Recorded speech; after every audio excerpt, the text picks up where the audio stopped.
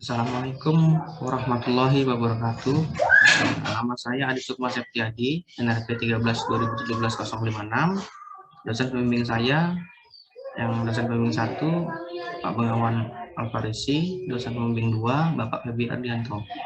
Saya akan mempresentasikan skripsi saya yang berjudul Perancangan Jaringan Indoor 4G LTE frekuensi 900 MHz dengan model KOS 231 pada Gedung B Fakultas Teknik Universitas Muhammadiyah Palembang.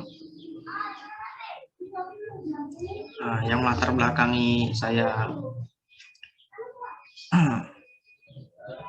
membuat skripsi ini yaitu dari banyaknya pembangunan gedung-gedung yang bertingkat dan kerapatan yang tinggi mengakibatkan banyaknya terjadi proses redaman sinyal atau komunikasi. Hal ini disebabkan cakupan jaringan luar gedung tidak terpropagasi dengan baik ke dalam gedung. Meskipun sinyal outdoor mampu masuk dalam ruangan, namun jaringan seluler outdoor yang telah ada mencakup area tersebut tidak mampu melayani pelanggan, terutama di dalam gedung. Ini disebabkan karena meningkatnya jumlah trafik yang besar dengan kualitas sinyal yang lemah di dalam gedung tersebut. Oleh karenanya, perlu dilakukan perancangan pembangunan jaringan indoor dengan menggunakan perangkat temporary access point yang diletakkan di dalam gedung untuk meningkatkan cakupan dan kapasitas jaringan, sehingga jangkauan sinyal dapat merata seluruh ruangan dan sinyal tetap stabil.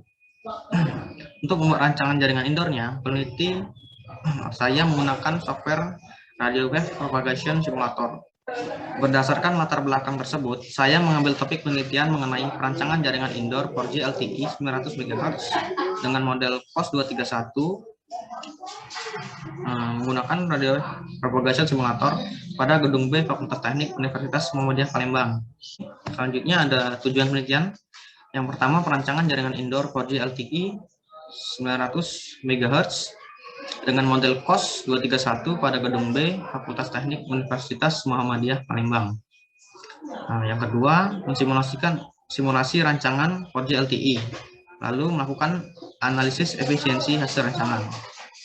Adapun batasan masalahnya, yang pertama, lokasi pemilihan gedung di kampus B Fakultas Teknik Universitas Muhammadiyah Palembang. Lalu kedua, model propagasinya KOS 231 indoor. Yang ketiga, frekuensi yang digunakan yaitu LTE 500 MHz. Yang keempat, software simulasi yang digunakan RPS versi 5.4 dengan tipe antena yang digunakan isotropic short. Selanjutnya, ada metode penelitian dari awal pengumpulan data, yaitu pencarian referensi jurnal dan desain gedung, lalu alat dan bahan dari meteran untuk mengukur panjang lebar gedung, laptop, softwarenya untuk mensimulasikan, dan flash disk untuk menyimpan data. Selanjutnya, untuk model perhitungan propagasi yang digunakan model KOS 231 multiple indoor untuk perhitungan di dalam aplikasi simulasi, dan frekuensi 900 MHz. Sudah mengumpulkan data, alat bahan, dan model perhitungan propagasi dan frekuensi, lalu kita merancang dan mensimulasikan. Lalu mensimulasi dan menganalisa power yang dibutuhkan, jumlah VAP, dan efisiensi VAP. Dan didapatkanlah hasil. Hasil penelitiannya dari data gedung kampus B Fakultas Teknik Universitas Muhammadiyah Palembang bisa dilihat pada gambar. Untuk lantai, datanya panjang keseluruhannya 42 meter, lebarnya 16,5 meter, dengan tinggi per lantai untuk lantai 1 4 meter, lantai 2 8, 3 12 dan seterusnya sampai lantai 5. Untuk data kedua yaitu material yang digunakan, ada ketebalannya dari dinding 10 cm, pintu 3 cm, jendela 0,5 cm, lantai 20 cm, plafon 1,5 dan lift 5 cm. Untuk parameter RSRP bisa dilihat untuk warna coverage biru tua itu sangat baik, dinilai 45 sampai 10 dBm. biru muda 60 sampai 45 dBm dengan kategori baik. Hijau 75 sampai 60 dBm kategori cukup. Kuning 97 sampai 75 dBm kategori kurang baik. Orange 102 sampai 97 buruk. Merah 110 sampai 102 kategori sangat buruk. Parameter SINR-nya dari warna coverage biru 21 sampai 40 dB yang berarti sangat baik. Hijau 8 sampai 20 yang berarti baik. Kuning 1 sampai 8 dB dengan kategori cukup. Terdapat 3 skenario simulasi untuk perancangan jaringan indoor. Yang pertama, analisa perbedaan power transmit 2 antena vertikal.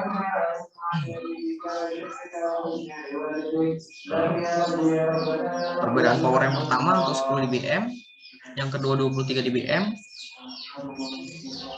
dan yang ketiga 33 dBm. Bisa dilihat untuk diagram garisnya. Jika dinilai 30 dBm, jika kurang dari 30 dBm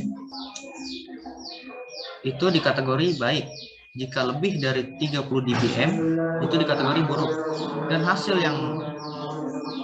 terbaik yang didapat dari coverage RSRP diperoleh 2 antena 33 dBm.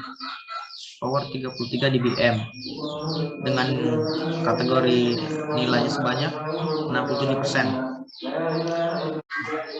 Bisa dilihat pada presentasi sebelah kanan untuk penyajian dalam bentuk diagram batang diperoleh nilai coverage terbaik untuk 2 antena dengan power 33 dBm dengan kategori sangat baik sebanyak 95,94%, kategori baik 4,06%, kategori cukup sebanyak 1,06%.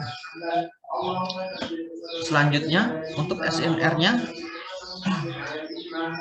bisa dilihat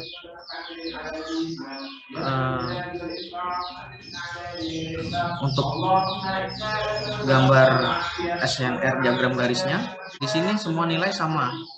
Dikarenakan besar power dari 10 dBm, 23 dBm, dan 33 dBm tidak mempengaruhi SNR atau interferensi gangguan sinyal. Dan untuk penyajian dalam bentuk diagram batang, hasilnya pun sama.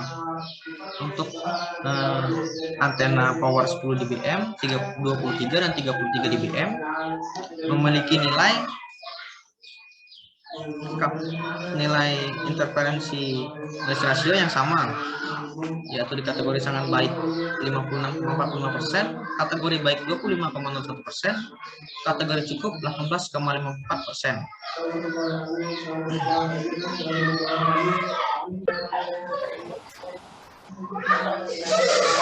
Yaitu di kategori sangat baik 56,45%, kategori baik 25,01%, kategori cukup 18,54%.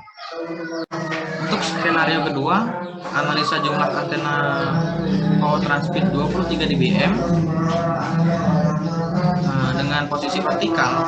Bisa dilihat untuk diagram garisnya dari coverage atau RSRP dinilai 30 dBm, kategori terbaik diperoleh 5 antena vertikal dengan kategori baik sebanyak 60%, kategori buruk sebanyak 40%. Bisa dilihat pada diagram batang di sebelah kanan. Untuk hasil dari diagram batang ini, nilai terbaik untuk coverage atau RSRP diperoleh oleh 5 antena sebanyak kategori baik sebanyak 99,22%, kategori baik 0,75%, kategori cukup 0,03%. Tiga kategori kurang baik, buruk, dan sangat buruk tidak memiliki nilai. Selanjutnya, SNR dari antena, simulasi 2 antena, 3 antena, 4 antena, dan 5 antena. Dari SNR diagram garisnya dinilai 10 dBm. Jika lebih besar dari 10 dBm, maka itu di kategori baik. Dan jika lebih kecil dari 10 dBm, maka itu di kategori buruk. Untuk hasil terbaik dari simulasi SNR ini diperoleh oleh 2 antena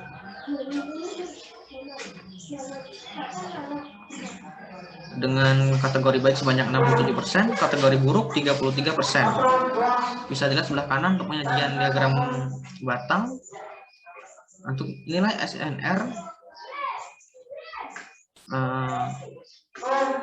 di kategori sangat baik, baik dan cukup, didapat antena terbaik, didapat antena dengan SNR terbaik, yaitu 2 antena dengan kategori sangat baik sebanyak 56,45%, kategori baik 25,01%, kategori cukup 18,54%.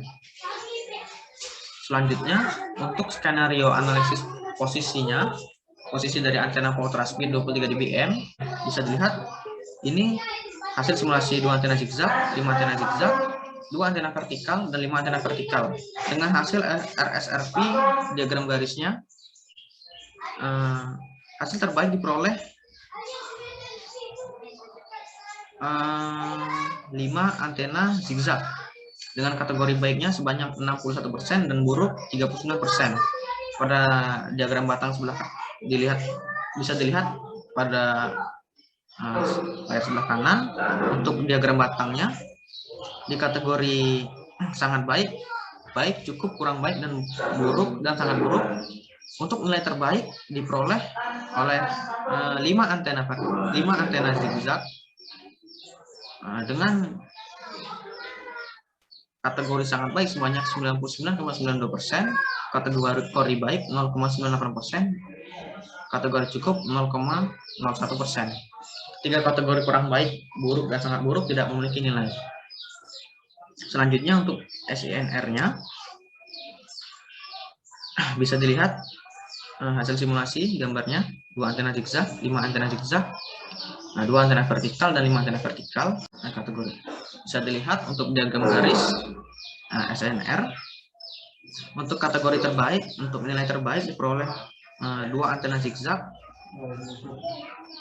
di kategori baik sebanyak 75%, di kategori buruk 25%. Dan penyajian dalam bentuk diagram batangnya, untuk nilai terbaik diperoleh oleh 2 antena vertikal dengan kategori sangat baiknya 56,45%, kategori baik 25,01%, dan kategori cukup 18,54%.